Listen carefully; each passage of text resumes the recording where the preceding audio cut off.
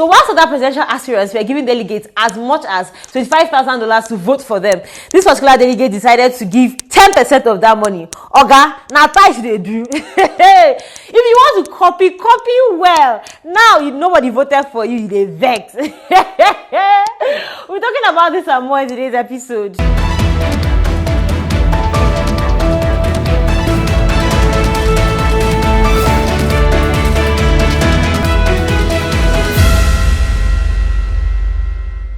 Hi, my name is Christina Mimam and you're watching Inforistic TV. Here we give you the latest happenings in Nigeria and around the world. So stay tuned. So the Nigerian youths have decided to take this 2023 election personal, particularly the tech bros, because the things I am seeing on Twitter, it's alright. So in this tweet, a particular person comes out to say, hey, he's looking for volunteers to train people on how to use drone to cover the election. That was where it started. Everybody was like, drone technology to make transparency, different things, the tweet and the comments and it's all right. Then people started volunteering, giving ideas, opinions on how, okay, if we use drones now, thugs will now come and scatter everything. Let us use spy glasses. Somewhere like, they know where they sell it cheaper in China. Somewhere like, they know where they sell it cheaper in Jumia. Everybody was just giving their own 2 cents. Some people even volunteered to train people in schools and different things. One notably was Chris Annie, the crypto baba, who came out to say, he has no issue training up to 10 people in his school, Daba school, on how to use drones and different things. Now, this was really exciting. And if you can see this through, 2023 election will be a very interesting one. However, me, myself, I have questions. And I have very serious questions. Now, we all know that the system is rigged. We all know that. Let's not pretend. And because the system is rigged, we all know that there are plans to still rig it again in 2023 election. But my first question is this. Does the rigging take place during the voting process or behind the scene when the counting is taking place?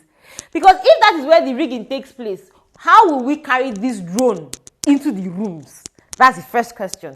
The second one is a government that could shut down Twitter for months because, according to them, it was constituting a nuisance. Do you think they will be happy to allow drone technology for the elections? I don't know if you're getting the point I'm trying to make. Do you think they will allow that? Because if these people really want to rig this election, they have the power to bring about laws to regularize this drone and different things. In fact, they can bring the military to bring it down, and there is absolutely nothing we can do. Also, I know that we have money from what I am seeing, but are we able to cater for all the voting centers in Nigeria? These are just questions, and I would really love to know what you think about drones being used for the 2023 elections. Do you think this development is one that the government will accept? Or, anyway, I leave that to you at the comment section. Before I go any further and say what I have to say, I just need to put this out there. No matter what any political party does, nobody is taking the award of dramatic political party of the year from APC, because the drama that followed during their primaries, it is deserving of a Grammys award. Now, we've gotten that out there, yeah? So what's up? So, Mr. Kingsley Mohgalu, a one-time deputy governor of the central bank under President Umaru Musa Yar'Adua's administration, decided that he wants to become the president. And he went to go and pick the presidential form on the ADC platform. To those who have never heard of ADC and do not know the meaning, it simply means African Democratic Congress. And yes, there are other political parties apart from APC, PDP, and Labour Party. You are welcome. So he joined them in 2021, and he has been working with the party to see how he can emerge as the flag bearer of the party. So their whole drama started after their primaries in Abeokuta on the 8th of June. Baba lost the election. He now resigned on the 13th of June. And from his resignation letter, you can see here, he was talking about how the party went against what they had planned, their values, whatnot. The summary of his whole letter was they were giving money to delegates to buy votes. And he was not having it, so he resigned.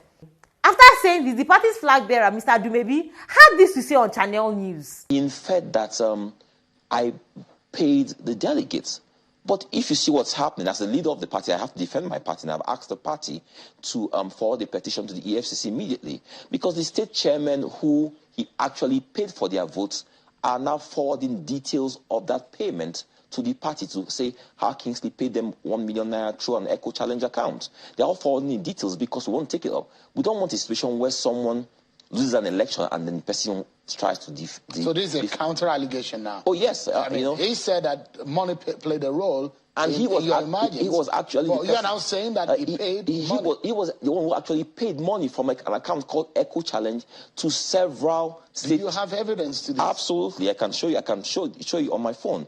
So according to Mr. Dumebi, he claims that Mr. Kingsley Mohgalu was able to send the money he sends to delegates through an Echo Challenge account. To be frank with you, I don't know what that is. I don't know if it's a bank. I don't know what.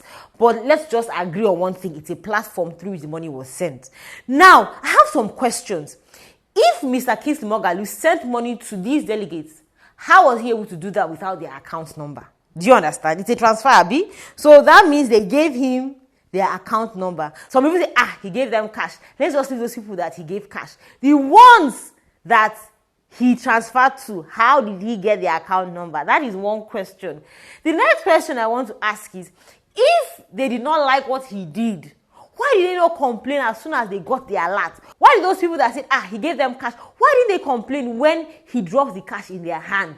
Why is it now that all hell has broken loose, that they now know they want to start complaining and everybody's reporting the next person and planning on going to EFCC? Hey, well, we don't know what happened. But now, let us now assume that Mr. Kingsley Mohgalu actually gave delegates 1 million. I want to ask this question. Mr. Kingsley, why did you do that? Delegates have been receiving $25,000 and whatnot, big money.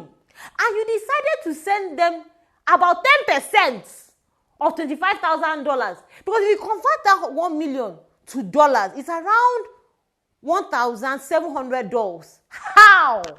How can you give delegates $1,700 and you think they will vote for you? How bad now? Don't be disgracing the devil like this. If you want to do something, do it with your full chest. You understand? If you want to join the game, you want to ball with the big boys, you have to do it with your full chest. You don't do one leg and put one leg out now. You think the delegates don't know what is up? How bad?